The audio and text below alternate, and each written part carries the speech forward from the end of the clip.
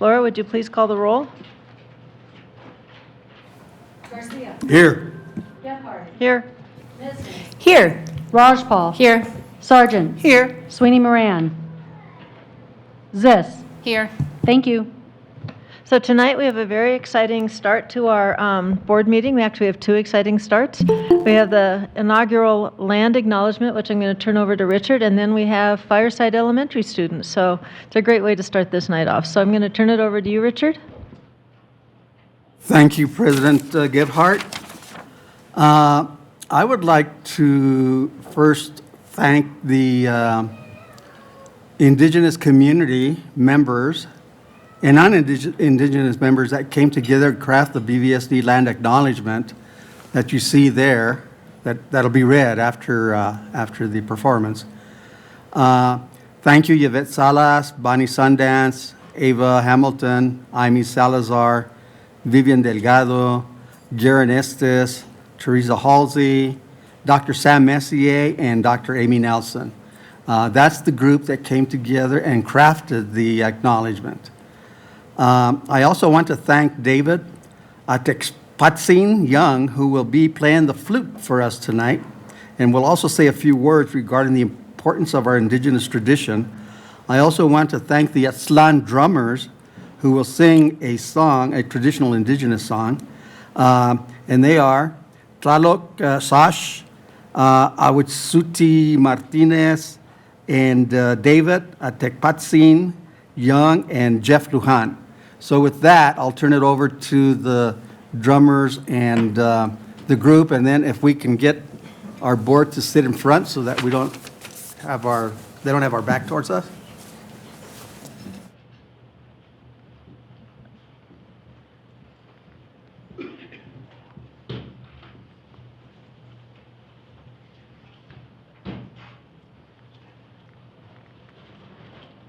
Piali, tlawel ni opaktok ni istok ni kai moaya pan ni tonati. Chante washte nape chajusape. Buenas noches, es un placer estarme aquí con ustedes. Good evening, it's a pleasure to be here. That was 4 languages. So I'm going to tell you a story, play a little bit of the flute, and then we're going to sing a song, a victory song to sort of celebrate all the work that has been done here today. I do want to say that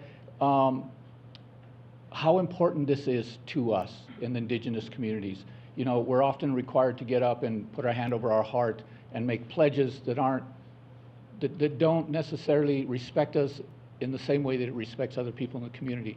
So to be able to acknowledge us as the original peoples of this land and to be able to be here tonight and to support you in this work means a lot to us. So in this story, I'm just telling a brief story about the flute. A young man, a lot of the stories that you hear from our tribal communities are about young men going out to be good hunters or be good warriors because they need to make a name for themselves. They want some status, right? So this is another story about a young man that goes out and tries to go hunting, but he gets tired along the way. He falls asleep against what we call a teokawit. Teokawit is a cedar tree. Falls asleep there, and then he wakes up to this sound. And he's wondering what it is.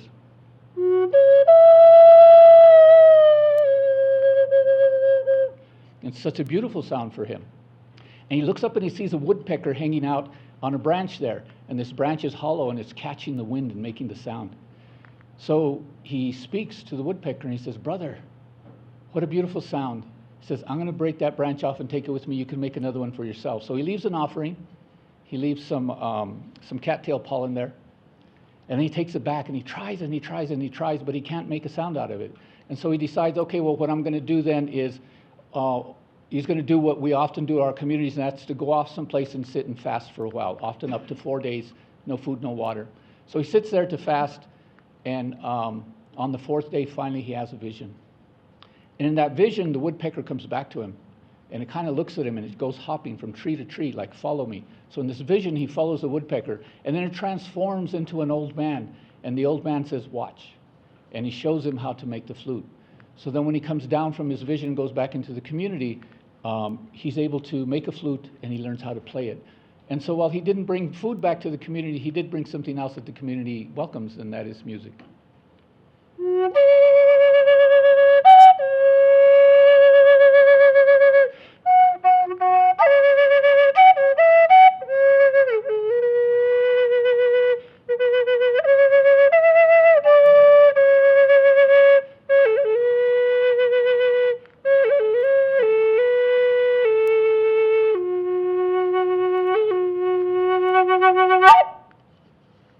Thank you.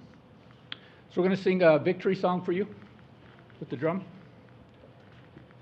It's always a pleasure, together with my relatives here, and to be able to share this music with you. So.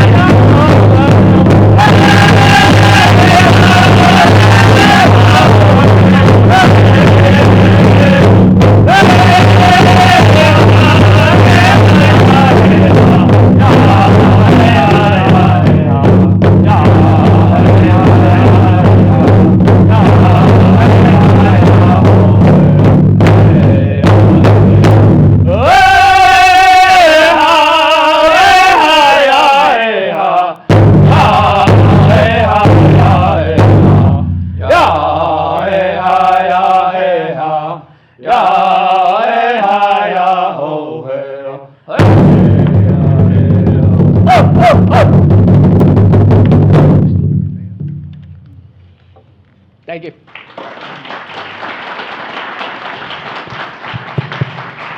Muchas gracias, David.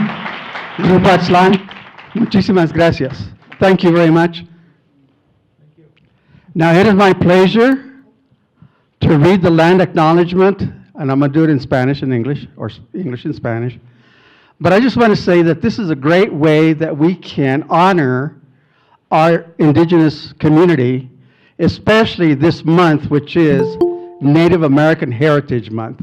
And I want to thank you all for being here tonight.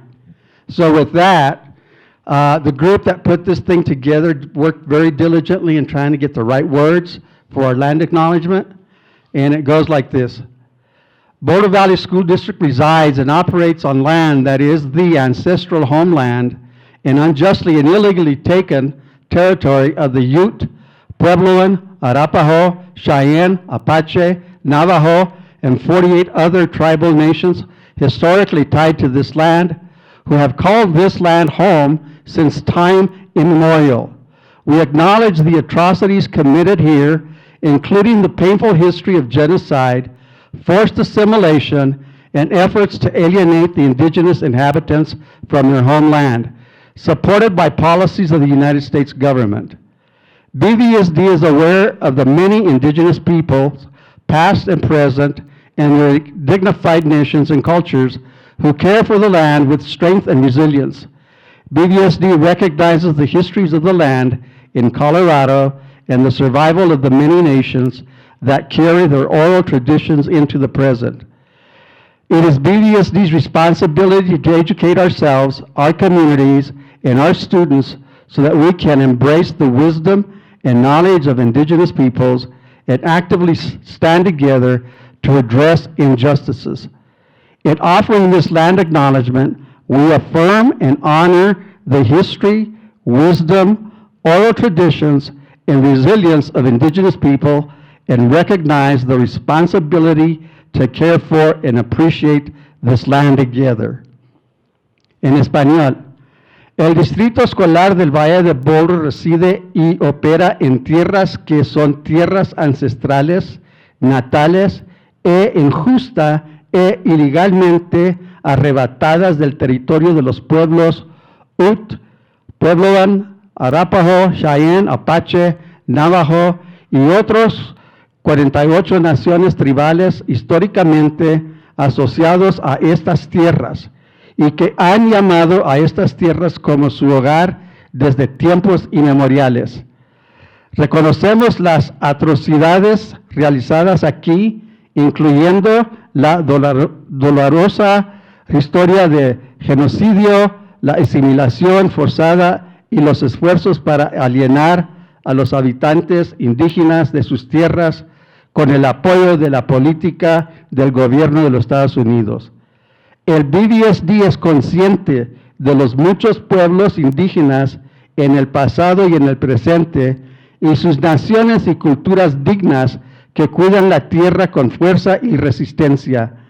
El BBSD reconoce las historias de la tierra en Colorado y la supervivencia de las muchas naciones que han llevado sus tradicionales orales hasta el presente. Es la responsabilidad del BBSD de educarnos a nuestras comunidades y a nuestros estudiantes para que podamos celebrar y respetar la sabiduría y el conocimiento de los pueblos indígenas y unirnos activamente para abordar las injusticias. Al ofrecer este reconocimiento de la tierra, afirmamos y honramos la historia de la sabiduría y las tradicionales orales y resiliencia de los pueblos indígenas y reconocer la responsabilidad de cuidar y apreciar esta tierra juntos. Muchísimas gracias. Thank you very much. And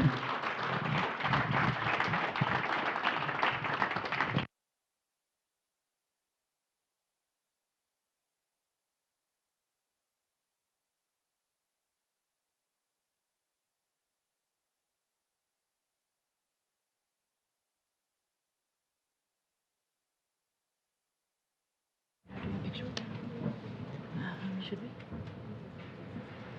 I mean, it would be nice. Can we get a picture? Yeah, good, that's what I was just saying. We're going to take a quick picture with the drummers and the flutist. Sorry.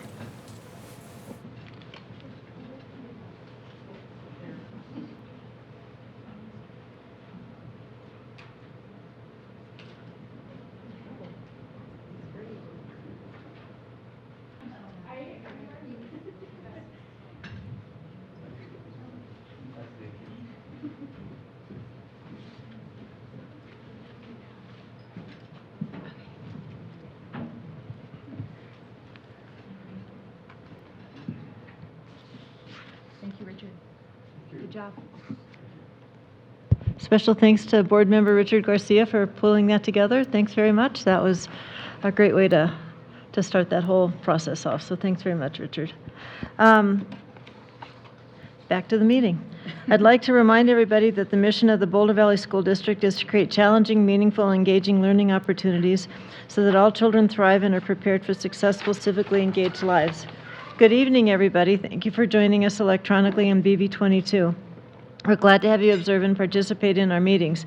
At this time, I'd entertain a motion to approve the agenda for this evening. By Kitty? By Nicole? Laura, can you call the roll, please? Garcia, Yes. Gebhardt, Yes. Niznik, Yes. Rajpal, Yes. Sargent, Yes. Zis. Yes. Motion passes. We'll begin tonight, as we always do, with the superintendent's report. Dr. Anderson, good evening. Good evening, Board President Gephardt, members of the board. What a wonderful way to start our meeting. Again, thank you, Richard, for helping organize, for Yvette and our team, for Amy Nelson, Dr. Amy Nelson, Dr. Sam Messier, for helping organize that. What a wonderful, wonderful way to start tonight. So just two brief updates. I know we have a full agenda, board members, and it is election night, so we want to be mindful. of that. Yesterday, students from our comprehensive high schools, including those in our special education programs gathered for the annual Unified Bowling Tournament in Lafayette. And I think Randy's got some pictures he's able to share. What a great event. Everybody had a great time. All the students, all the teams got trophies, with Boulder High earning the top honor. And would like to really give a special shout out and recognition to Jennifer Dixon from Monarch High, and she helps organize the unified events, and so we'll have these throughout the course of the year, and always does such a great job. We'll make sure, board members, that you're notified of the next opportunity so we could all go and celebrate our students as they compete. And then the second thing is tonight's student moment. And so we've already taken a picture with these wonderful students. This evening, I'm excited to welcome our students from Fireside Elementary School's Pride Advisory Team for our student moment. Principal Krista Kepler is going to introduce us to the group, and the students have prepared some remarks. So Fireside Elementary, take it away.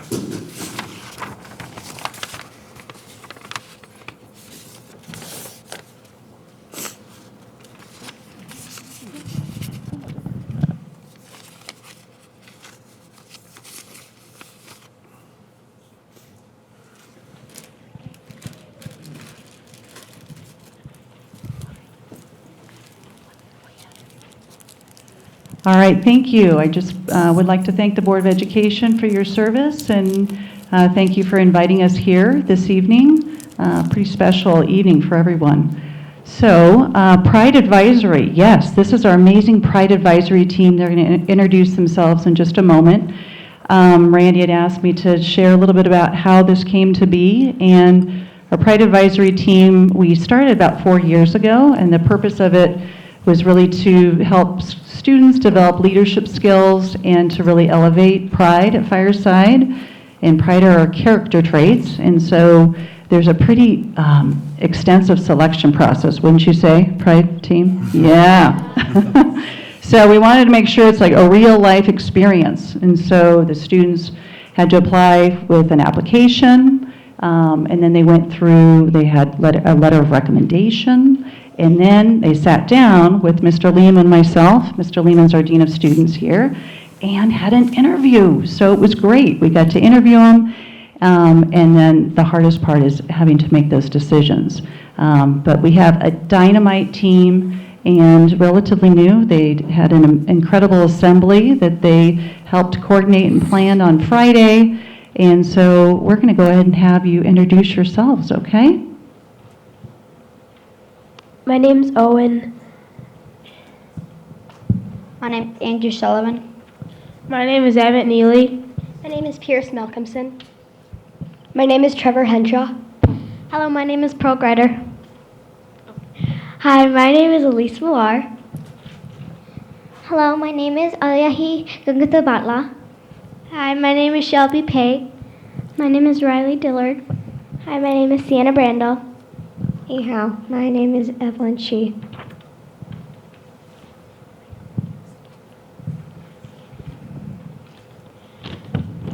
So the purpose of Pride Advisory Team is to develop leadership skills throughout the school for all things Pride, and to be a good example and mentor for the younger kids and others in the school.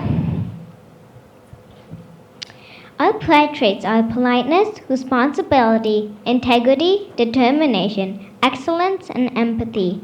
Pride traits help Fireside be a better place, and they provide a strong foundation for students in our school by creating safe spaces for learning, creating, and excelling. Examples of projects we've done in the past is we've wrote the Pride Pledge, helped plan assemblies, each focused on each Pride trait, taught younger grades about showing pride by mentoring classrooms, special projects to help our schools safe and teach pride includes Traffic Safety, Earth Week, and Kindness Week, and we've also done the morning announcements. Okay, and the Pride Pledge is kind of a fun thing that we do with our morning announcements, and so are we ready to share the Pride Pledge? Yeah, let's do it. Okay, go for it, Falcons. As a Fireside Falcon, I show politeness by being kind and respectful to others, responsibility by doing what I am supposed to do, integrity by doing the right thing when nobody's watching, determination by pushing through when things go hard, empathy by understanding the feelings of others, excellence by striving to be the best version of myself in all that I do. I am a Fireside Falcon. All right. Woo. All right. Thank you.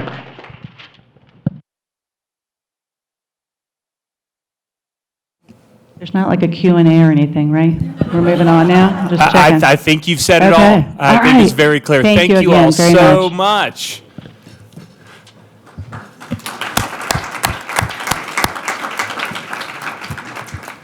And that concludes superintendent comments. Board members, do you have any questions or comments? I probably am speaking on behalf of the board without being nominated. Thank you so much to Fireside and to all the students. I'm not expecting you to stick around, so thank you for being here. Thank you, parents, for bringing your kids and being supportive. And we'll carry on, but I think this is just a reminder of why all of us are here and why we love public education. So thank you so much. Oh, Kitty, go ahead. Yeah, I want to thank everybody too, and I have a special place in my heart for Fireside because that's where my kids went, and that's where I volunteered many, many hours like parents who are here right now. But they didn't have anything nearly as cool as the Pride advisory team. So way to go, Falcons. Stacy? If we're ever looking for something to start our meetings with, I nominate the Pride Pledge. I think that encompasses everything that we've been trying to do. So I'm actually kind of serious. No, I was thinking the same thing. Yeah. We need to get a copy of it. Okay, so the next item on our agenda is public participation. Members of the public who wish to speak at tonight's meeting are asked to sign up prior to noon today by submitting the request to speak during public participation form that can be found on the BVSD website or by contacting the board secretary, Laura Schaefer. Public participants have the option to attend the meeting in person or join and present their comments via Google Meet. The board respects the rights of the public to speak on matters concerning the operation of the schools. We believe that public comments that are critical of district staff, however, often cause unnecessary harm to those employees and to the education of our students. As a result, we prefer that members of the public share any criticisms of employees in writing with the superintendent, who is responsible for supervising all staff and then involving the board as necessary. If you choose instead to address a personnel issue publicly, please understand the board does not endorse the comments of any speaker and reminds all who speak that they assume the risk of legal action by district employees in the event the affected employees believe that any comments about them violate legal standards. To ensure that our meeting is conducted in an orderly manner, we ask that the persons who address the board confine your comments to matters that are germane to the business of the school district. Speakers on agenda items will be heard first, followed by those speaking to non-agenda items. Limit your presentation to 2 minutes. If we go over the first hour, public comment will continue at the end of the meeting. That won't be an issue tonight. If you run out of time or would like to share additional information, you may email the board. We all read all of our emails. Recognize that students often attend or view our meetings. Speakers' remarks, therefore, should be suitable for an audience that includes kindergarten through 12th grade students. I may interrupt, warn, or terminate a participant statement that's unrelated to the business of the district or inappropriate for K-12 students. This video will be recorded for public viewing in perpetuity. BVSD reserves the right to remove it from the meeting if the video includes material that is inappropriate for the public or BVSD students. Oh, I have to put the clock up. Is it working, Laura? Yes. You will see a yellow card when you have 30 seconds remaining. When you have 10 seconds, you will see the orange card. Please wrap up your comments. At the end of your 2 minutes, a timer will sound and your microphone will be muted. Tonight, we don't have any speakers addressing agenda items, so we will start with Elisa Abdulagalova. I'm butchering your name, I'm so sorry. Alyssa, is Alyssa here? She may not be here. She signed up. She was intending to speak last week, and I had not heard back from her. All right, well, we'll see if she comes to our next meeting, which will be in December. Our next person is Scott Thomas.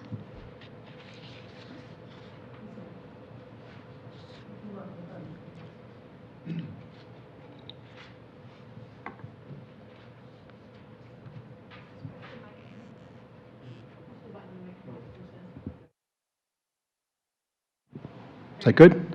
Okay. Hello, my name is Scott Thomas. I'm a longtime resident of Boulder, former BVSD student myself, and now the father of 2 BVSD students at Casey Middle School and Boulder High. I'd like to begin by thanking the BVSD School Board members for your commitment and service to our community. With the success of BVSD is dependent on people like you who care for our students and schools and are willing to serve. This evening I'd like to offer my views as a parent and downtown Boulder resident since 1968. For the past 10 years, my daughters have walked to school and biked to school every day to Flatirons Elementary, Casey Middle School, and now Boulder High. Now, having said that, what do you think I'm going to comment about this evening? If you guessed it's about my daughter's safety getting to and from their schools, you're correct. Over the years, I've experienced the Boulder Creek path becoming more dangerous, including my daughters being threatened and sexually harassed. This is a problem. I'm not going to repeat the horror stories you've probably heard, but I'm also a daily user of the Boulder Creek path, and what I can tell you is that we have a student safety problem, and especially Boulder High School has a student safety problem when any of their students are afraid of areas around their school and the creek path. Why are their rights not being protected by the schools? Luckily, for the next 4 months, colder weather and the new Boulder City Council budget will help reduce the level of the safety problem, but the safety problem around our schools, and again, especially Boulder High School, remains. As members of the BVSD School Board, I'm confident that you are all aware of this problem, and I have full confidence that you're actively working on effective solutions, because the buck stops with you on our students' safety. As one of many concerned BVSD parents, I appreciate hearing your thoughts on establishing a safe zone around the schools, especially the Boulder Creek path behind Boulder High. It seems obvious to me that illegal encampments cannot be tolerated, especially around BVSD schools. Thank you for your time, and again, thank you for your service to BVSD. Thank you. Next, we have Danielle Diamond. She's gifted her 2 minutes to John Nestledge. Oh, you're right, sorry. So we have John Nestledge, who has 4 minutes.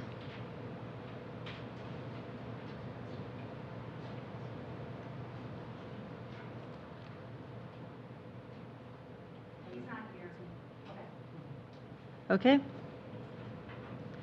Next, we have Christian Kerr. Christian's virtual. Okay. Hi. Doesn't say virtual. Hello? Go ahead.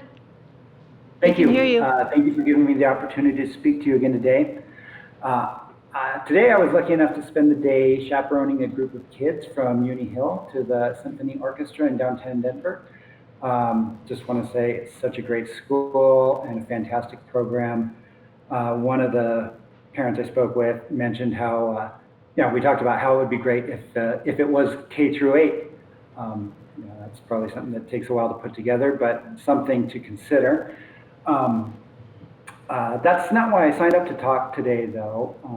I did have various conversations with parents and employees, BVSD employees, and it came up how the BVSD board president is involved in suing the city to prevent enforcing laws around illegal camping. The people that I spoke with were both surprised and disappointed by this pursuit of the board's vice president. Does this come as a surprise to anybody on the board? It certainly doesn't seem like it's something that is being daylighted properly, and I kind of wonder why not. The last time I spoke about trust, and I wanted to say that it kind of goes out the window when lawyers are involved. And in this case, lawyers are involved, and one side doesn't even know that they're being sued, that being the citizens of Boulder, who will suffer the consequences if the lawsuit succeeds, and will pay for it if it doesn't.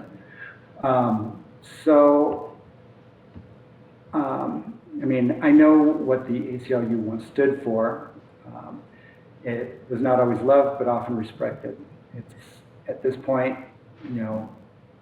fringe left ideology just as much as the NRA is right-wing ideology.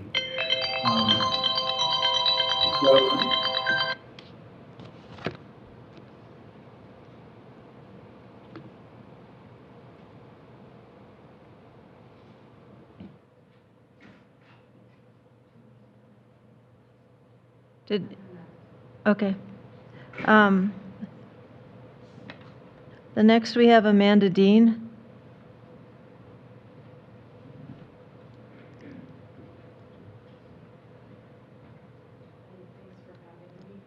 Your mic's not on.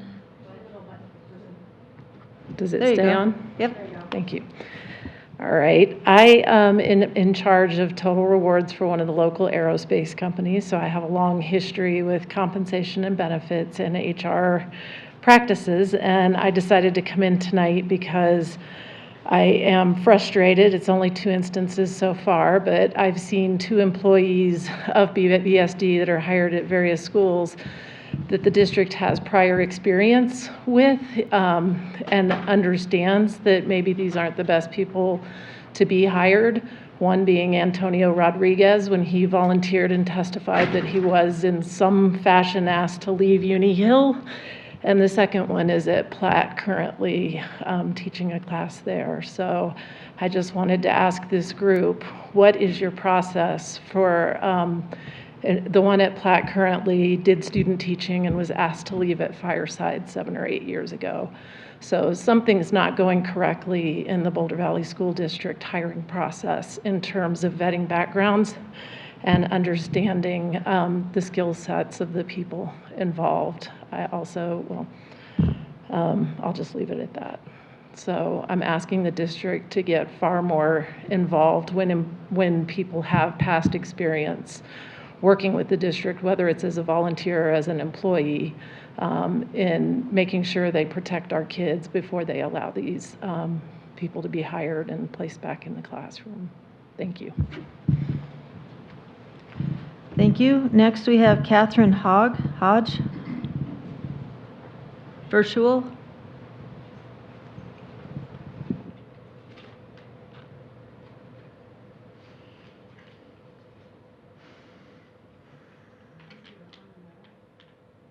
Is Catherine on? Can you hear me? Yes, we can hear you. Go ahead. Thank you. Hi there.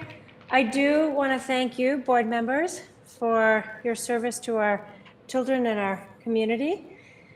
I am going to echo what Scott Thomas had to say. I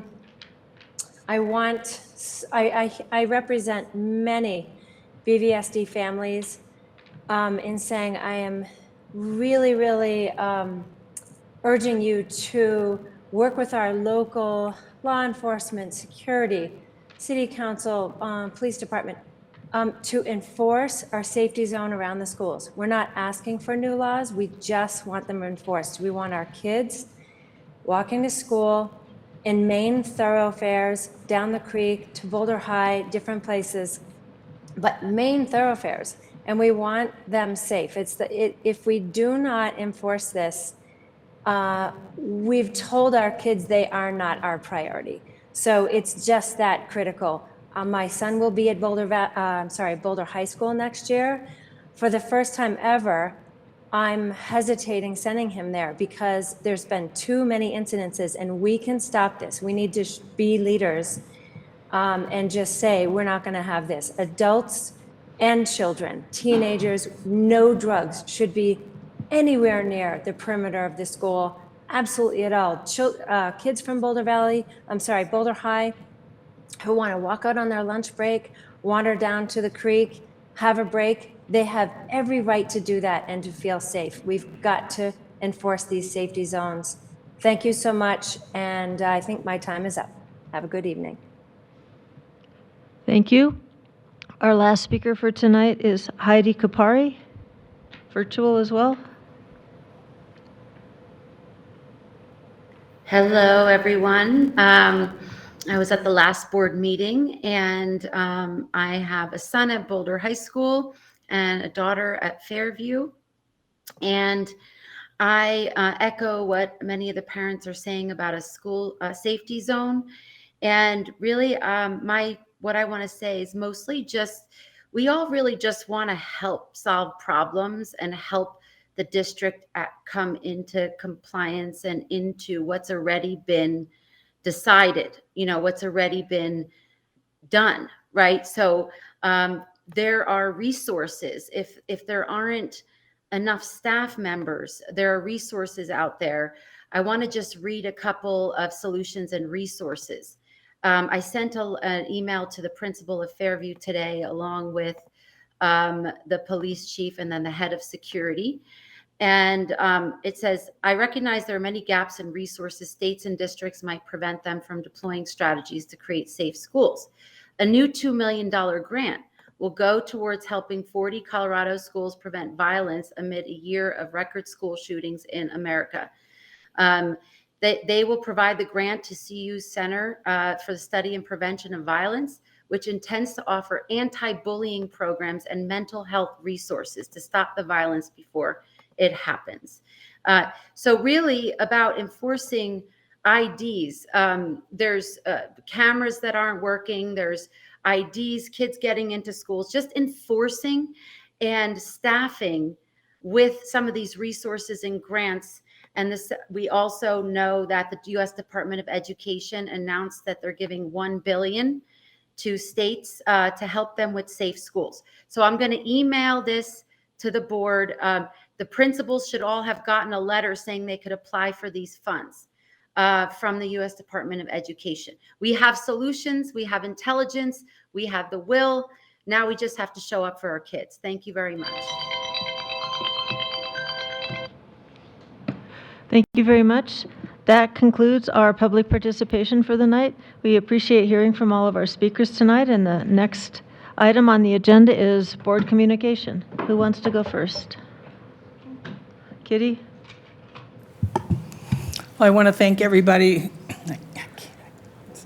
I want to thank everybody who came to speak with us, and again, thank the folks who came to do their native singing and drumming, and the fireside students.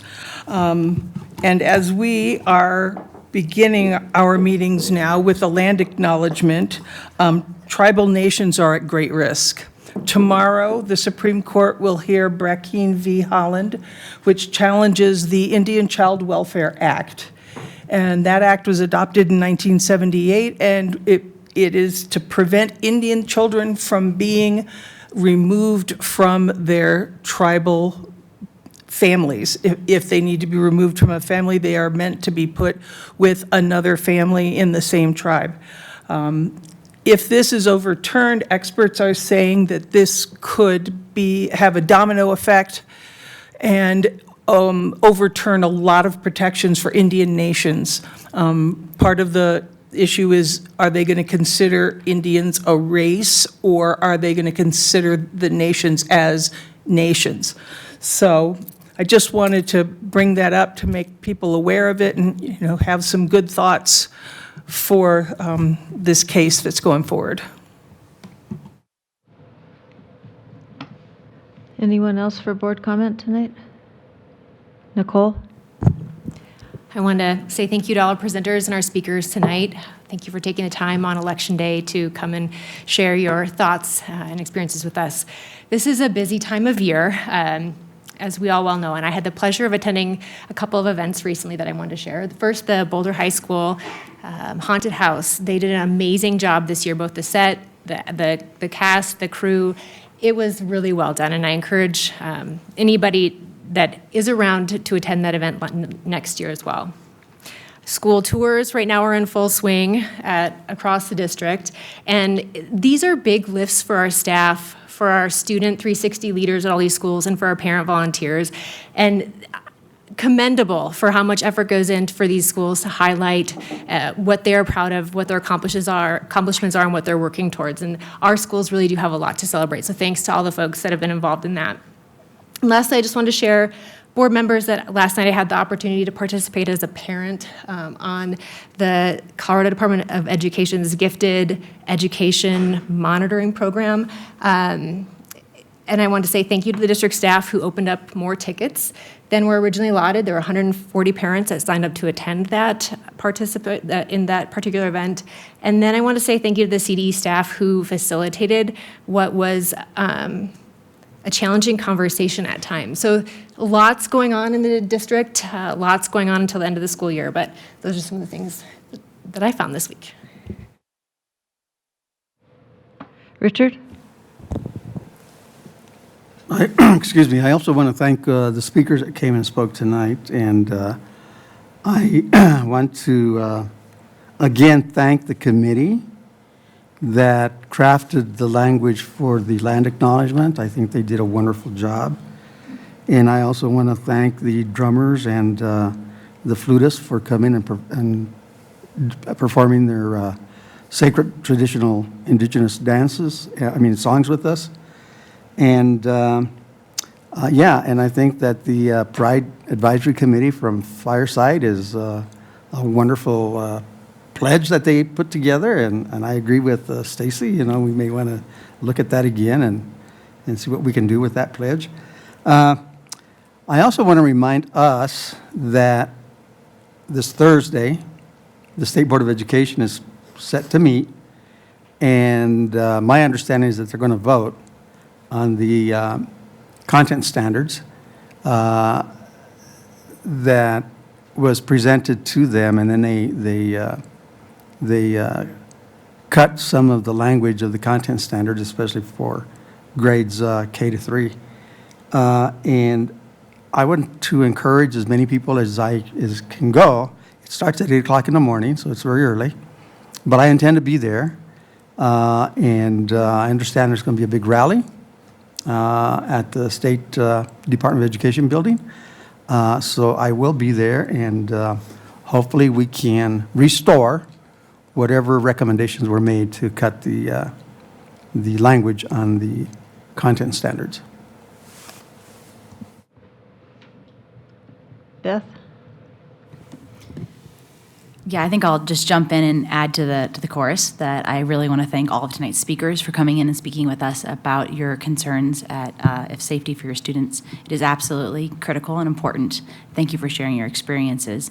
And I want to echo my colleagues in saying how incredible it was tonight to have both the land acknowledgement ceremony and have that be part of the work we're doing here. In addition, having the students from Fireside, what a joy. And I'm sitting here reflecting on the power of collaboration and the amazing outcomes that come when we have the opportunity to come together. So we are dealing with complicated issues of safety, other things we've been talking about here in the boardroom. But I have hope. I have hope on a night like this that we can work together and we can collaborate with other individuals, other communities, and we can find really great solutions and have great outcomes. So just thanks for sharing tonight with us.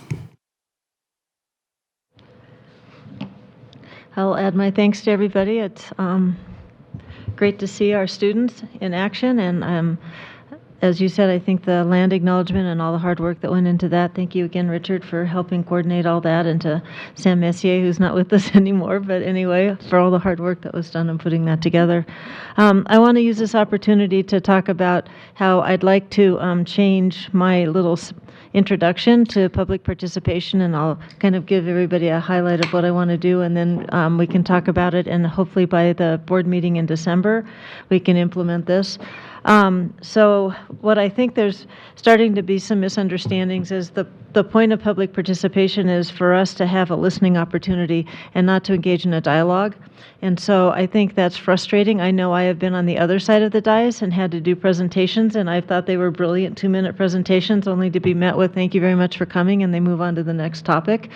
But that's the way that we have done it, and that I think makes the most sense, because basically the board needs time to consider comments made. We have a strategic plan that we follow. We have a strategic prioritization meeting that we have, so we figure out what we can put onto our agenda, and it keeps us focused on what our mission is, which is trying to provide a meaningful opportunity for all of our students, and a great place for all our staff to work. And so I've asked Kathleen and Laura to help me rewrite it, and I will share that, but I would just, it's the basics are what I just said, which is it's not a conversation.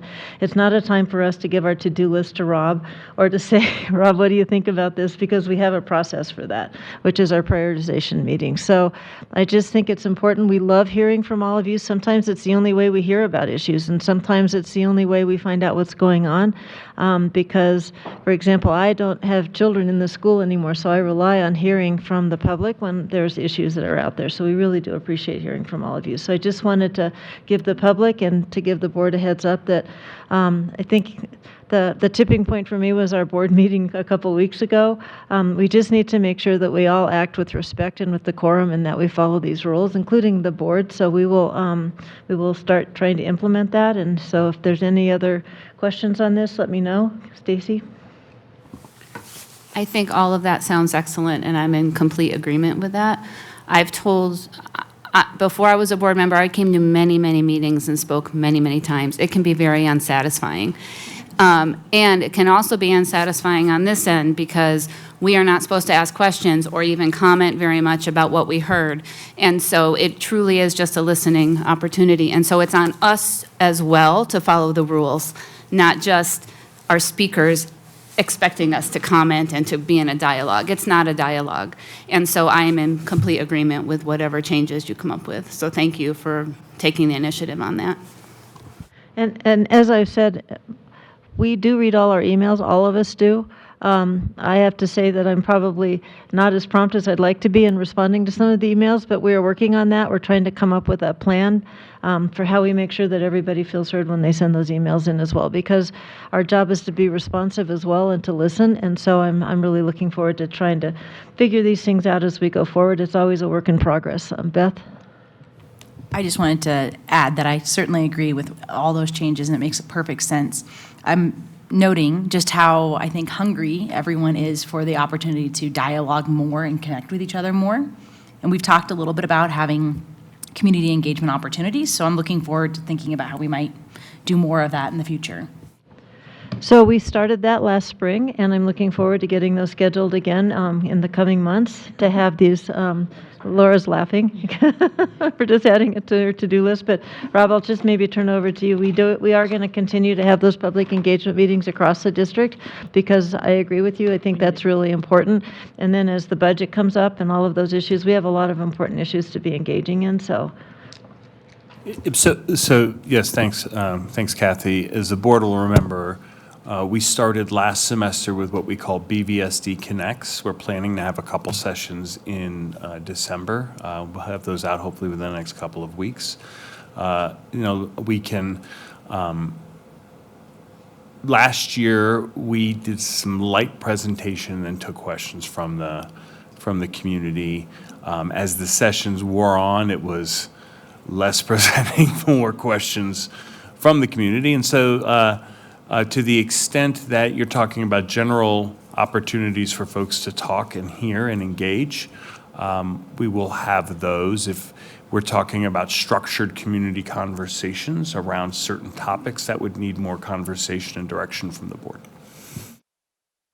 Thanks, Rob. We look forward to those. And like I said, in the spring, we'll look forward to having some of those probably more structured around budget as we start to work our way through the state budget and our district budget. Stacy? One other thing of note is when there's public comment on agenda items, there will be a dialogue on it. Most of the time, what happens is our public comment is on non-agenda items, and so it's not anything we're discussing. So if anyone wants to come talk about agenda items, there will be a dialogue on those. I think that's important to note because there's a distinction between agenda items and non-agenda items. Thanks, I agree with that. Anything else so that we can move on? So let me understand this. Are you talking about dialoguing while they're doing public participation? At Correct. that point of the agenda? No, and Because after. So when we have board communication. but not and- dialoguing with the public. Not dialoguing with them, but asking questions. No. Well, I'm not in agreement with that. I use board communication time to be able to get some clarifications on things that are important to me. So that's when I use my board communication time. So we'll work through that, Richard, because that's why we have prioritization too, so we can't have individual board members driving things on the agenda. And I think it's worked, we just have to figure this out. Yeah, well, we do have to figure it out because I don't think I'm in agreement with muzzling board members when they shouldn't be muzzled. I mean, that's my role as a board member is to represent our communities. And when I hear things that really don't sit right, then I want to do something with it. I want to ask questions around that. So So, Richard, this is not muzzling. I actually think that's not fair. And we also have agenda setting at the end of each meeting. We ask if there are things you want to add to the agenda, so there's plenty of opportunities to have that conversation. So, this is not a muzzling attempt. I think we all take our representation of our community very seriously. So now I think the next information item is Grad Plus, and I'm going to turn it over to you, Rob, to do the introductions. Thank you, Board President Gephardt, members of the board. Board members, last spring, we presented to you all and to our community this idea of Grad Plus, which creates additional value and opportunity for our students. And so I know that we've given you some highlights during some of our presentations earlier in this semester. This is aligned directly with our All Together for All Students strategic plan. And tonight to give an update is Dr. Laura De La Cruz and Mr. Arlie Huffman. And so I'm going to turn it over to Dr. De La Cruz. Good evening, President Gephardt, members of the board, and Dr. Anderson. As Dr. Anderson just shared, tonight we're bringing the board an update on our Grad Plus work, some celebrations, some expansions, and the work ahead and next steps. This work is aligned directly to our All Together for All Students strategic plan theme of community and family partnerships and the initiative to provide robust career discovery and postgraduate preparation experiences for students. Grad Plus is among our most important work to ensure that students who graduate from BVSD are equipped for a rapidly changing workforce and have the skills, the experiences, the certifications, the college credits to set them on a path to success. Grad Plus is pivotal in our work in BVSD. What we know for sure about our current world is that students need to be prepared for that rapidly changing workforce and environments with both existing industries and those that are developing and new ones emerging all the time. We're confident that the 4 quadrants that you see here and have become familiar with of Grad Plus, college credit, industry certification, work-based learning, and syllabi literacy will do just that. Dr. Arlie Huffman, Director of Career and College Connections, will share tonight the overview and updates about Grad Plus. Thank you, Dr. De La Cruz. I'm very excited to be able to share some of this with you this evening. Like Dr. De La Cruz mentioned, we have some great celebrations, and we're going to start with one of those, which is our College Before Graduation and specifically our concurrent enrollment. This chart really, you have to look at it closely, because what you'll see in the first 2 numbers is these are entire year numbers of enrollment, numbers of students that took advantage of concurrent enrollment, 582 all of last year. So far this year, only this fall, we have 770 students taking advantage of concurrent enrollment. We are very excited about that. And to say this is due in large part to some tireless work by Madeline Brockish, who's the College Before Graduation coordinator, and her very focused efforts at each of our high schools to expand the opportunities for students. As we dig into those data just a little bit more, you see how this is expanding. We have a 32% increase in the students that we showed already through a doubling of the number of sections offered for concurrent enrollment at the high schools already this year. And on the right side, this is probably the most exciting part to be able to share, are the student group participation increases. You can see we have dramatic increases across most of our student population, our subgroups and that. So again, we are very focused on making sure that our expansion is working to decrease our disproportionality in concurrent enrollment. So good progress there already. The second quadrant we'll look at is industry certificates. And to date, most of the industry certificates that are offered across the district are closely aligned with our CTE programs, both at the high schools and at Boulder Tech. We're also in this area seeing a good increase in our proportionality of the student groups that are earning industry certificates. We have a focus here to broaden which classes are offering industry certificates. It doesn't have to be tied to a CTE program. So that's part of the work that we're undertaking this year, is to identify what else we might be able to offer to our students across all different content areas. Work-based learning is an area where we in the district did not have a lot of structure put in place up till now. So this is an area where we are focused most of our efforts on right now within my department. And as a reminder, work-based learning is learning about work, through work, and at work. It's going from things like classroom visits by maybe parents that work in a certain industry, all the way through to full apprenticeships. So our current work here is to really identify and combine everything that's going on across the district into an inventory of those activities. We have some fantastic things going on. There's just not a systemic approach to this right now. We're also working very hard to increase our database of our community partners and business partners.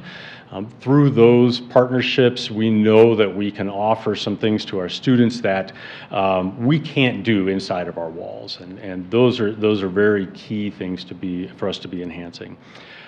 We're creating a menu of the work-based learning opportunities that teachers, students, schools will be able to access easily. And along with that, we're creating guidelines and handbooks for those student opportunities that runs from credit for work-based work experiences, internships, and apprenticeships.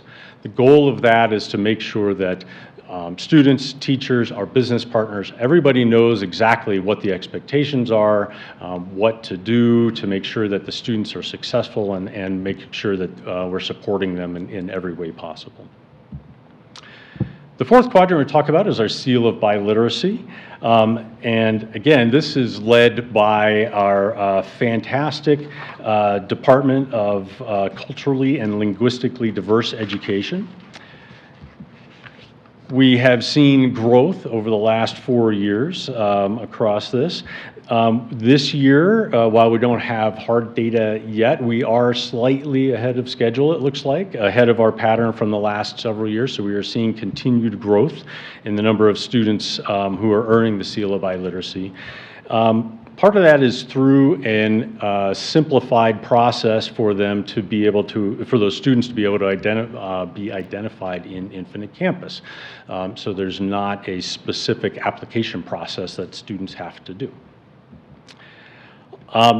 The work regarding Seal of Biliteracy has been ongoing for several years, so we do have some identified goals, and one of the highest priorities is that more than half of the students who enter BVSD knowing a language other than English will earn the Seal of Biliteracy.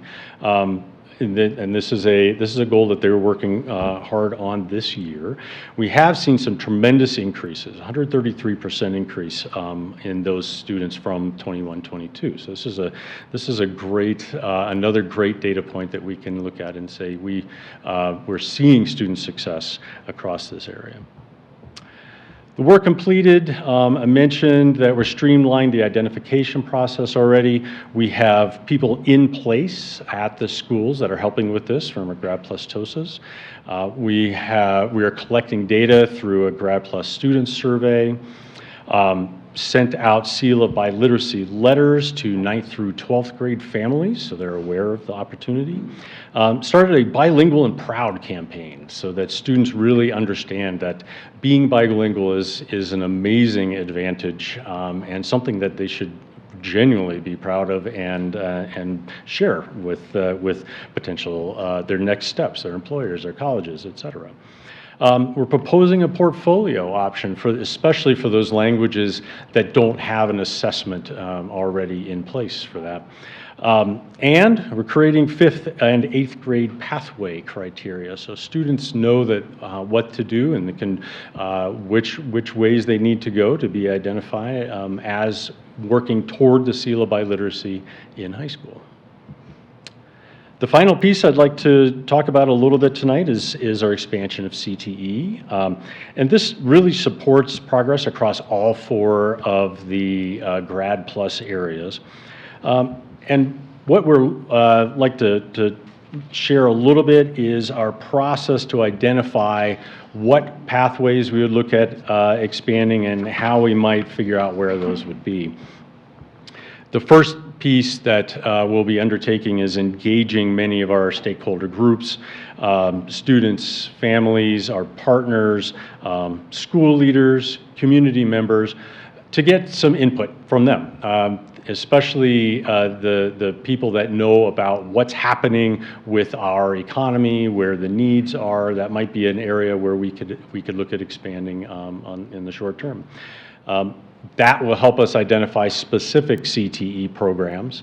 And then from there, we need to figure out where we're going to offer those.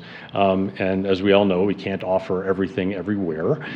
So we may have some programs at the high school level that are only offered at, or are offered at every high school.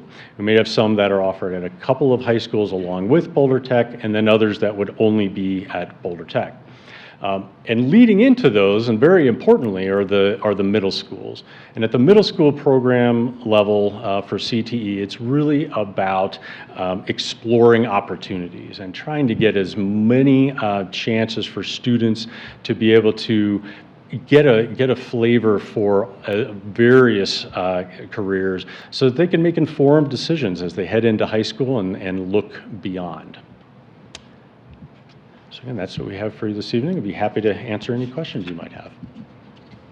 Board members? Kitty? Hi, thank you both for this presentation.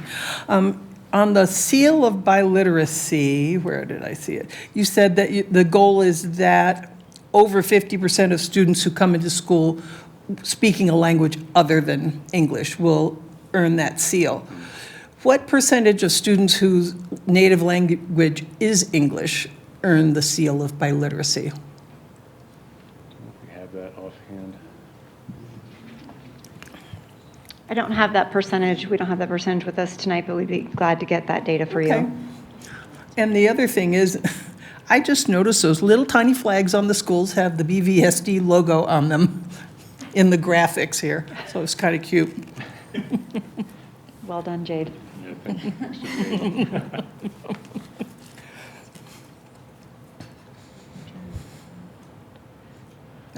Richard, did you have something?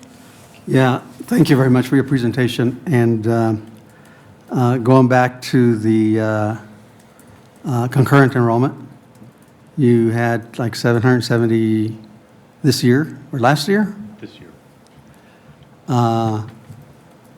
And out of that number of students, or maybe the CTE pathways will address my question. Out of that number of students, how many are in line for receiving like a 2-year degree from community colleges?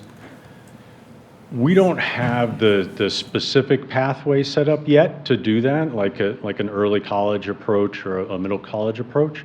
It's absolutely something that we're in conversation with our community college partner Front Range about.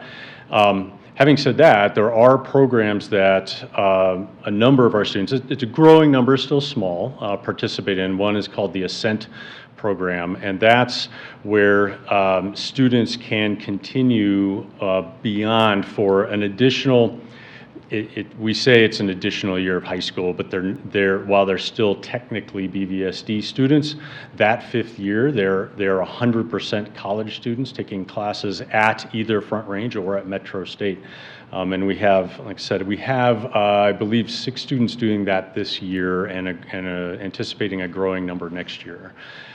So while we don't have quite yet students set up to earn their associate's degree concurrent with their high school diploma, that is absolutely one of the things that we're wanting to grow our pathways toward. Excellent. Glad to hear that. Now, as it relates to the seal of biliteracy, at least the last data that I remember seeing is that there are very few Latino students that are actually native language speakers of Spanish that have been receiving the seal of biliteracy. And I'm glad to hear that you're looking at 50% of these particular students to get the seal of biliteracy. Do you have a timeline for that?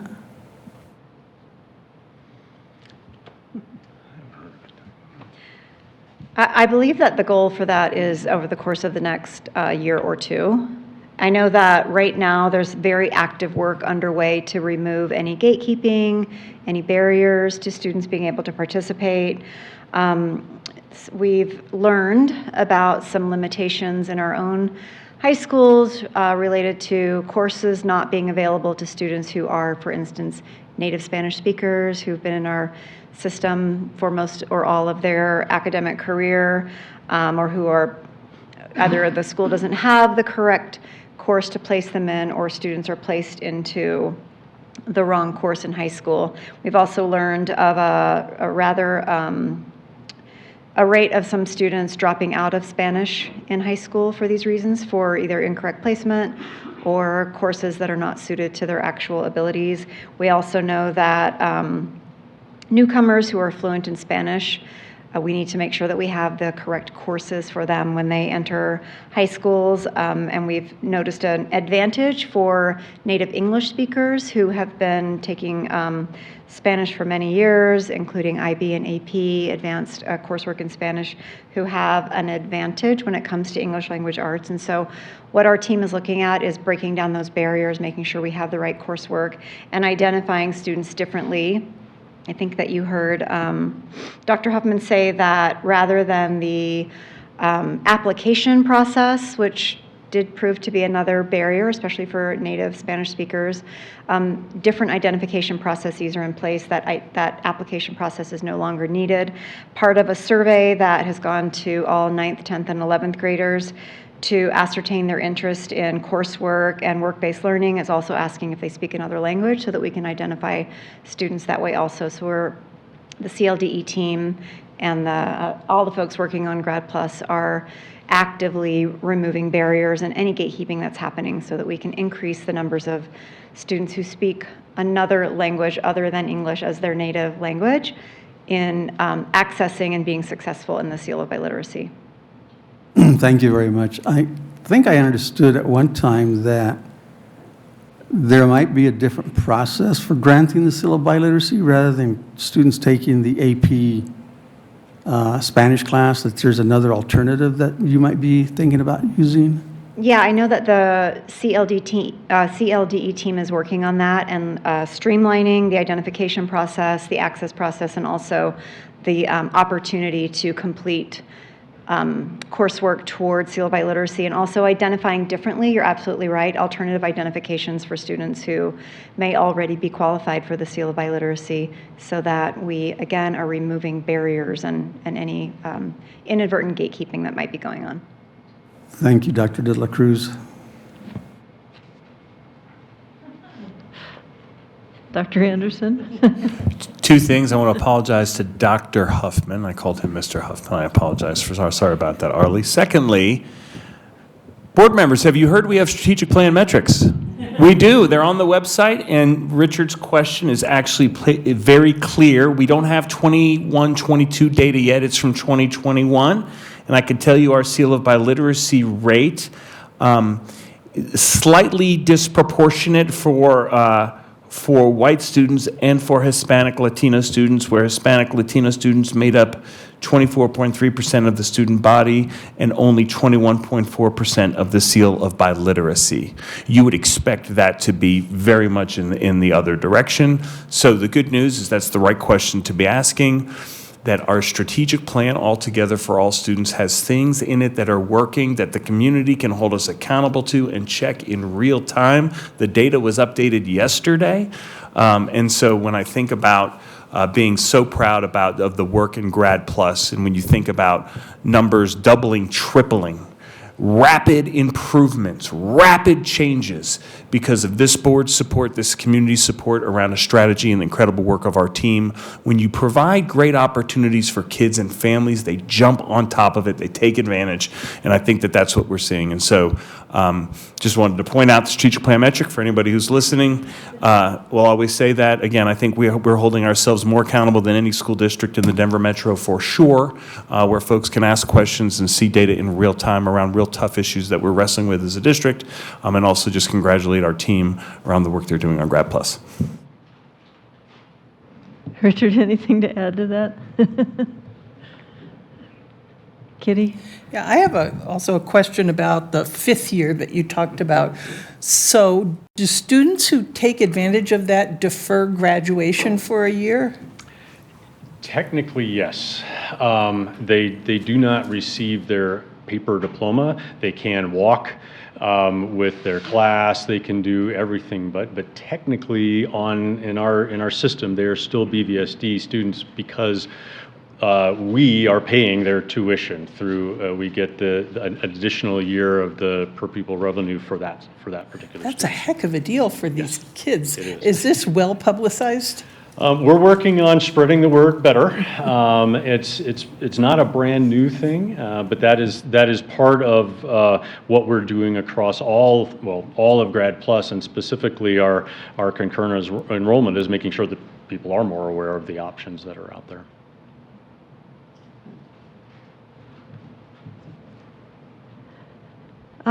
Today, we'll have our NPR moment. They had a story about how college admissions were still down from the pandemic, but the only place where post-high school trajectories was not down in career technical education, and that's actually up. So it's really exciting to see us being able to offer more and more opportunities for those students, and I don't want to jinx anything that might be coming in tonight, but it would be nice if we could have additional opportunities, and these numbers are super exciting. So Rob, do you think we'll get a spring update so we can continue to see those arrows pointing up? And I cannot wait to provide you all a spring update. I have such confidence in our team.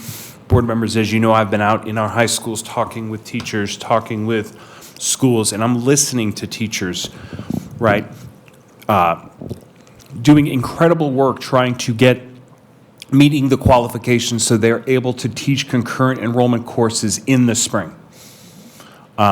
And again, to Arlie's point, we have work to do. We have work to align pathways. We have work to promote. And while we're working, we're growing exponentially. So yes, absolutely an update in the spring. I can commit to that.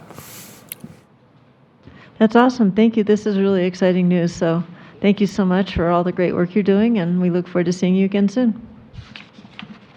So Rob, the next one is our Long Range Advisory Committee update. I'll let you do the introduction. Board members, our Assistant Superintendent of Operations, Rob Price, needs no introduction. As he's getting ready to set up, board members, as you know, that we agreed last year to begin to really move forward with this issue of declining enrollment by establishing a long-range advisory committee to think about all of the aspects that make this a really complicated issue. And so this is the first update that you'll be hearing from, and I believe we have our committee chairs here that are going to speak as well tonight. And between their presentation and Rob's presentation, you'll get an update on where things are, what the committee has had an opportunity to review up to this point, and some of the conversations that'll be ahead for this group. So Rob, I'll hand it over to you. Perfect. Thank you, Dr. Anderson. Good evening, President Gebhardt, members of the board. I'm here tonight to provide an update on the work that has occurred within the Long Range Advisory Committee. But first, I'd like to introduce two very important key members of this committee. I'm joined by Yvette Salas. Yvette is our chair. She is a member of the Equity Council and also a Native American community liaison with the district. And I'm also joined by Jeff Anderson, who is our co-chair. Jeff is a senior scientist at INCAR and also a former DAC chair and a parent of BVSD graduates. So thanks to both of them. So last spring, the Board of Education directed staff to create the Long Range Advisory Committee so that we're prepared to respond to declining enrollment in this district. The committee, with the support of staff, is charged with developing recommendations to ensure sound long-term facility decisions consistent with the needs of the school district and in support of the district's strategic plan. I'm just going to highlight a few of our responsibilities. So reviewing enrollment trends and facility utilization, reviewing the school district's program offerings, assessing system-wide school and facility utilization, and developing strategies to ensure equitable distribution of program opportunities. And I think it's always important to remember that this is an advisory committee that will produce recommendations and metrics to guide our decisions and our decision-making process moving in the future. This committee will not be making any final decisions. That will be left up to the Board of Education. To assist with this work, we have hired Kathleen Shiverdecker. Kathleen will be facilitating all of our meetings. Kathleen comes with 25 years of experience and most recently served as the Executive Director of School Performance in Aurora Public Schools. To recruit members of the committee, BVSD communicated through our regular communication channels with particular outreach of the district's advisory committees. We received over 120 applicants, which is a testament to the importance of this work. Members include representatives of district advisory committees, principals, teachers, parents, community members, and a student. And we were very deliberate in selecting individuals that represented the diversity of BVSD community with respect to social, economic, ethnic, geographic, and age demographics, as well as constituents with and without school-aged children. So at this time, I will turn it over to Yvette, who will discuss what we went over in meetings 1 and 2. Thank you, Dr. Anderson and board. Sorry, cannot read with my glasses on. The committee has met twice, once in September and once in October. During the first 2 meetings, the committee members have introduced themselves and heard presentations from staff relevant to the work of the group. At the first meeting, BVSD Senior Planner Glenn Segru provided an overview of enrollment in the district. The presentation included data about enrollment trends as well as projections. Committee members offered a number of comments and questions about the many factors that affected BVSD's enrollment and requested more data. At the second meeting, the committee elected the chair, myself, and the co-chair, Jeff Anderson. The group heard presentations from staff about universal preschool and potential implications for enrollment. The group also heard about how the number of students and therefore rounds per grade level can affect the educational experience. Another presentation gave an overview of the financial implications of enrollment changes. The committee also learned about open enrollment matrices and school profiles. The presentations prompted good discussion from the group. At the conclusion of the meeting, staff set the stage for future discussions to establish guiding principles for the group's work. Thank you.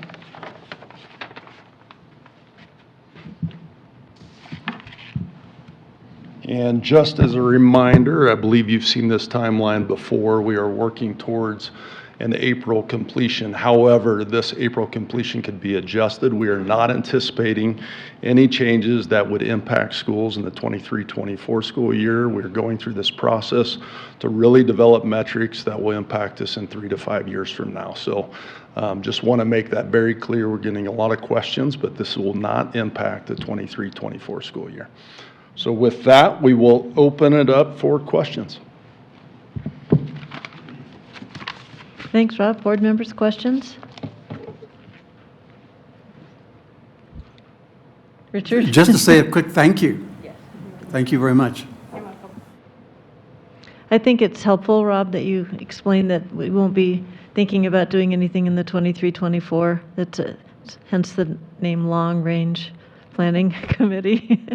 But I also, when we have the presentation in the spring, would love to hear how we're going to be engaging our community some more with some of these conversations after we get the recommendations and the input and the data gathering and all that. So I think that'll be really important, but I'm really thankful that we've got this process started, and thank you for Spirit. Thank you to both of you for chairing this. I'm sure it's a lot of work, and you already had busy lives, so thanks for stepping up, and we'll look forward to hearing again from you all in the spring. Let us know how we can be supportive.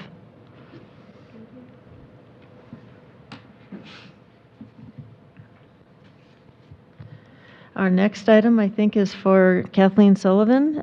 It's the information item is revisions to Board Policy Regulation JECC-R. Yes, thank you. This appears on this agenda again. The board addressed this regulation at its last meeting, and we'll remember that there have been technical updates made to the regulation to be in place for this year's open enrollment. After that meeting, the Horizons board was in contact with this board and myself to talk about a family income preference that their board had voted to add to Horizons enrollment preferences. We had originally determined that that was the sort of substantive criteria we would look at as part of the overhaul of the policy and regulation in the spring. But at the request of Horizons, we've included it now for the current open enrollment session, and we bring this back for the board's review, just to make the board aware of our intent to update it. Board member, any questions on this? Okay, thank you. The legislature has not convened, nor has the Joint Budget Committee, so we don't really have anything yet. I anticipate that as they start having their meetings in December, that we'll start having more information. We did have the governor's proposed budget, but it is election night, and we don't need to talk about that tonight. So we'll have plenty of time to talk about the governor's budget. So the next item on the agenda is consent grouping action items. So we have 7.1 personnel items, 7.2 approval of minutes, August 22nd, 2022, 7.3 approval of minutes, October 25, 2022, acceptance of donation BCSIS Elementary, acceptance of donation High Peaks Elementary, the amended intergovernmental annexation agreement between the City of Boulder and Boulder Valley School District for 6500 Arapahoe, cancellation of this December 20th and 27th, 2022 board meetings, 7.8 purchase of school buses, 7.9 resolution 22-31 board action on participation in Colorado Family Medical Leave Insurance Program, 7.10 health services comprehensive human sexuality education, Colorado Department of Public Health and Environment, 7.11 grant health services, school health professional, state and federal recovery funds, Colorado Department of Education, and 7.12 grant food service USDA equipment grant, Colorado Department of Education. Are there any items board members would like to pull from the consent grouping? Richard? Yeah, I'd like to pull 7.9. Is that the only one? That's the, Right, the family? Yeah. Okay. Any others? Do we have a motion to pass the consent agenda? So moved. Kitty? Seconded by Nicole. Do we have any discussion on the consent grouping? I do have, oh, go ahead, Nicole. I just had a question on the annexation. We've been hearing from our constituents about noise and different things around that nature. And I was wondering if the district had the opportunity to talk to our community groups and if there's any action they might be taking to mitigate some of those concerns from the neighborhood.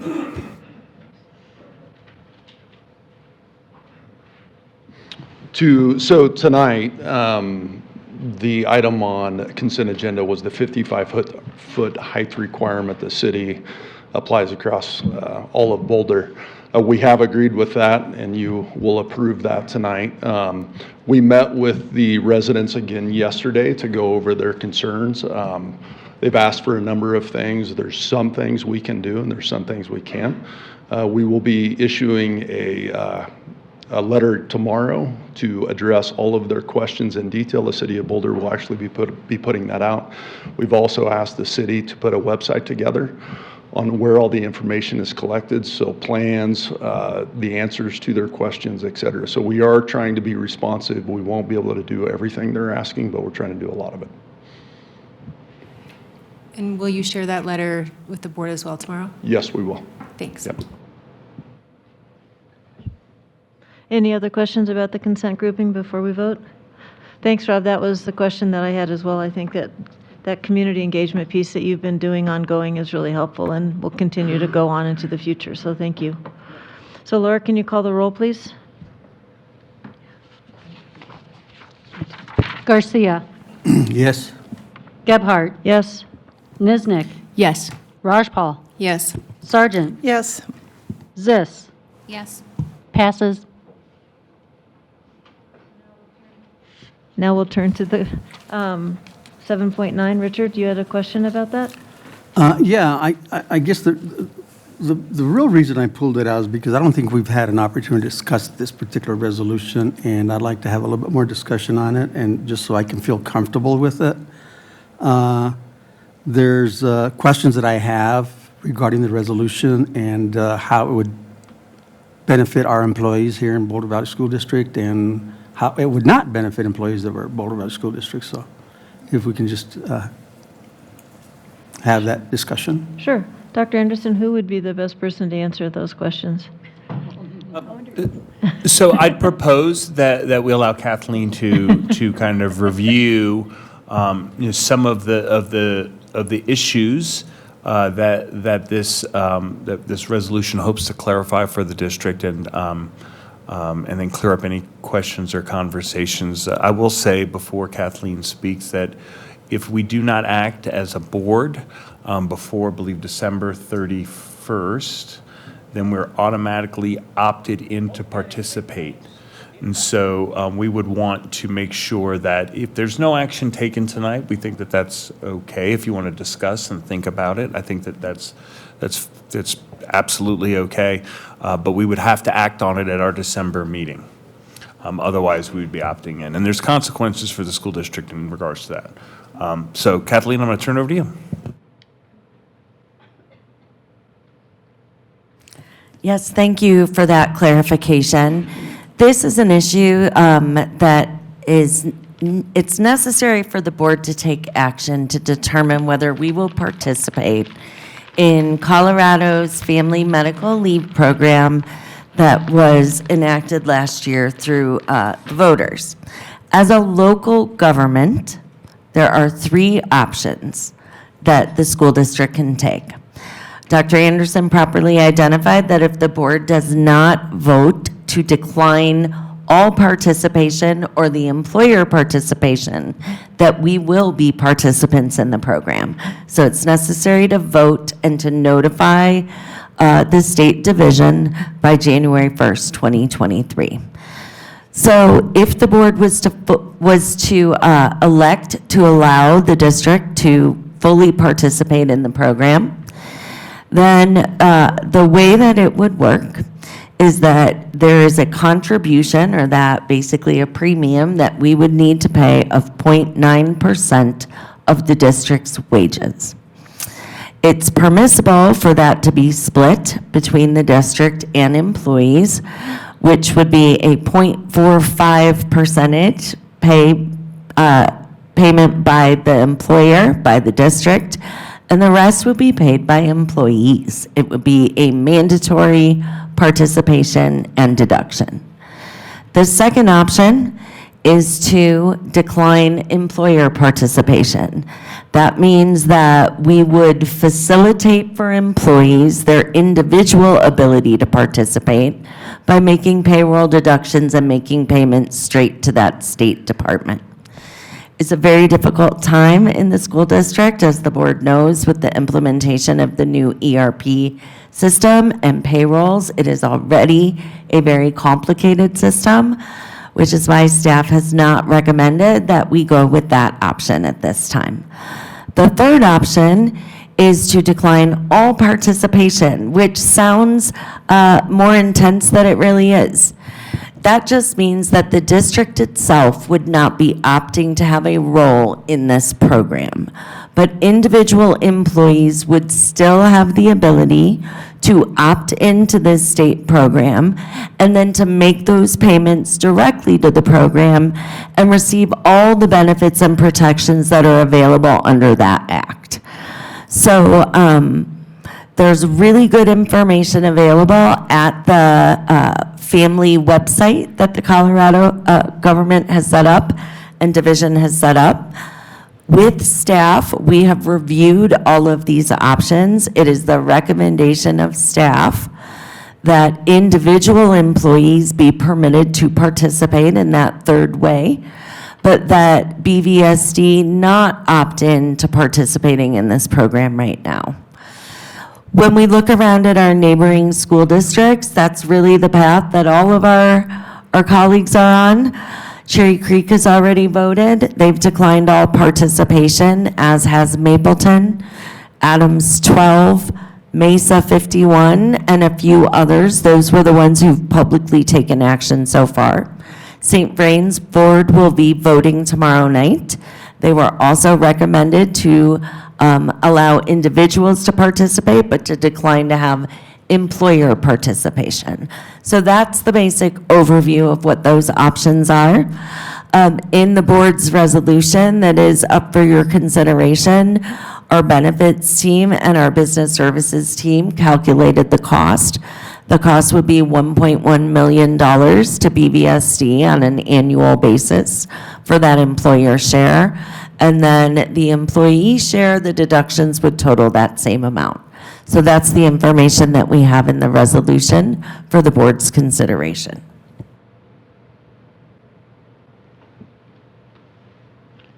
Other questions, Richard? Then let's let Richard finish and then we'll. So the option of, because of the problems that we had with the ERP system in terms of it being a payroll deduction would not be present for some of the employees, and they would have to do that on their own, basically. So I wonder how many people would opt to do that. I mean, so let me understand in terms of what do we have to offer our employees right now as it relates to family leave? And because I read, where teachers are pretty much covered with the pool of sick leave or paid leave pool that they have. But I'm just wondering what would happen to a beginning teacher of sorts that doesn't have that pool or those hours already in place. Would they have to then apply on their own? Apply on their own to participate in the new state program? Yeah, so the way the new state program is operating, the expectation is that payments will start to be made January 2023, and benefits will not begin to be distributed under the program until 2024. So that's the proposal currently. We have a wonderful and complex set of benefits, I would say, as we detailed in the resolution. If there's a specific sort of case study scenario that you'd like to understand how that would apply to an employee, I'd be happy to gather that information and bring it back to the board and share it. I'm afraid I would misquote it currently.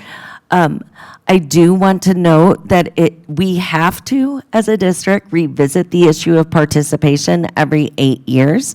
I'm not sure where that number comes from, but it's also possible that we could revisit this, say, in 18 months, when the ERP system itself is really clean and clear and crisply operating. And once this program is actually operating and we can see how the benefits will work. I think one of the concerns I've seen in the employee communications, some of the other communications that we've noted about this program is it isn't a full paid leave program. It's also a sliding scale program, so something important to note. Just another question is, what happens to the hourly employees, like our custodians, et cetera? And then even some of the contract employees, like substitutes too, for example, are they able to participate?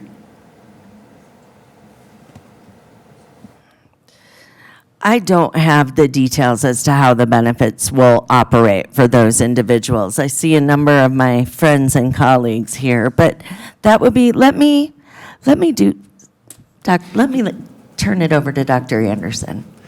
So I'd propose that we gather some questions. If there's questions from board members on things that you'd like to know, the specifics, right? Full-time versus part-time employees, there's a sliding scale. What would be the other things that we could consider, that our benefits committee could consider as options of this kind of short-term to long-term disability gap that we're trying to really kind of address? Are there options that we could provide for our employees that might be as beneficial and less expensive?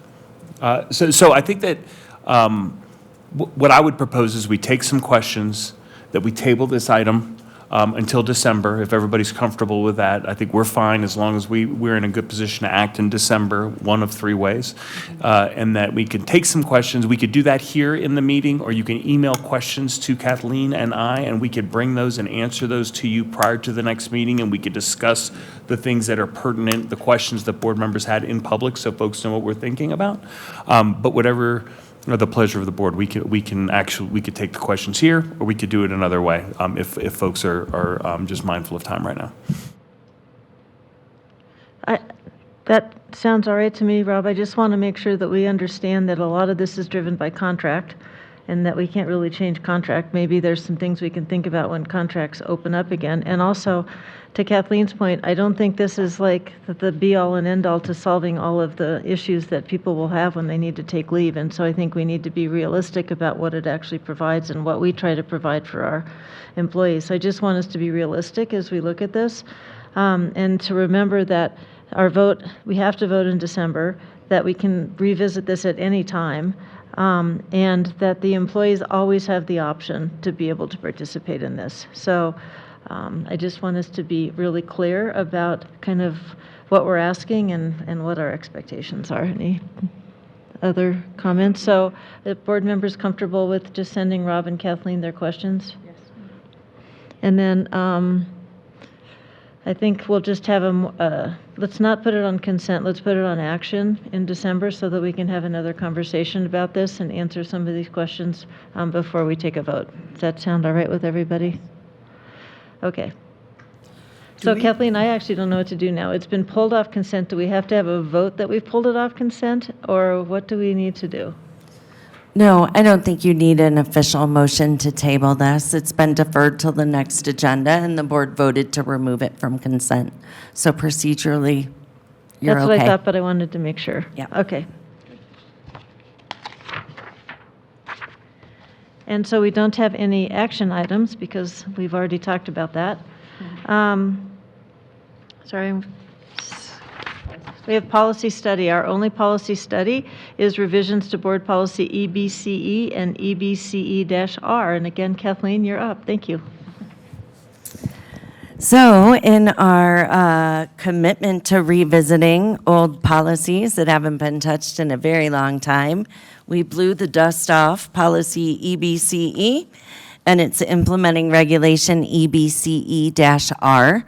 I will confess that my amazing colleague Rob Price really has been walking through and working through the revisions to this policy perhaps almost since I got to BVSD.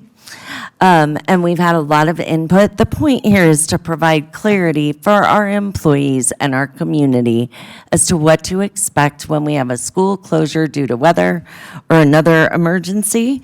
And the revisions are really just intended to bring it, say, I don't know, a few decades forward, since we haven't touched it since '78.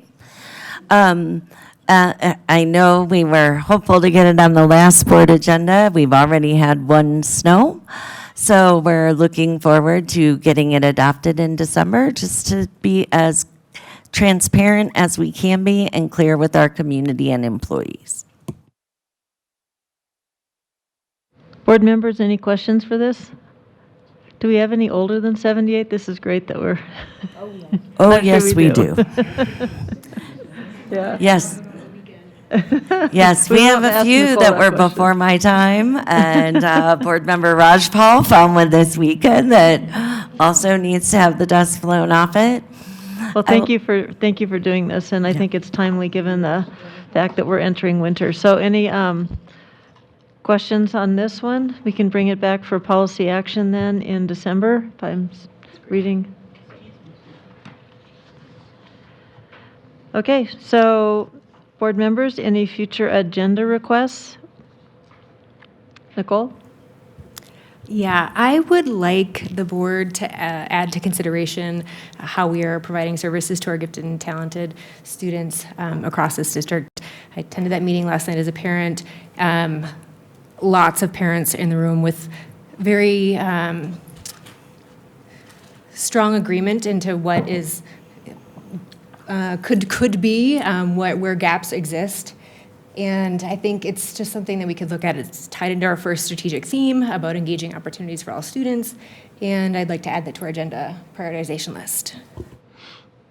And in that same vein, I remember we had a presentation by the coordinators for TAG. They're not teachers, and they came and did a presentation, so maybe we could add that to our list as we're looking at the GT programming, as who's responsible for providing it, and kind of, because I think they're kind of orphans in our system, if I remember correctly. So, but yeah, we can talk about that way. I think we have a prioritization meeting coming up in January.